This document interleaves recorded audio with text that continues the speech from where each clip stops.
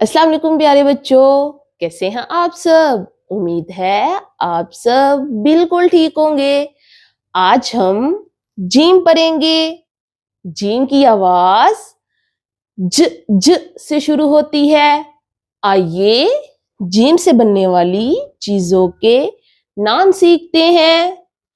Gym ज ज जूता, ज ज जूता, ज ज जूता। जीम ज ज जूस, ज ज जूस, ज ज जूस। जीम ज ज जैकेट, ज ज जैकेट, ज ज जैकेट। जीम ज ज जराब, ज ज जराब, ज ज जराब। तो प्यारे बच्चों, क्या आपने गौर किया?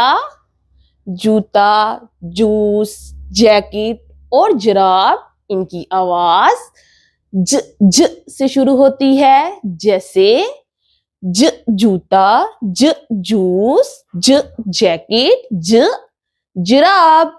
तो प्यारे बच्चों, इस सबक को अपने दोस्तों के साथ मिलकर पढ़ें। अल्लाह हाफिज।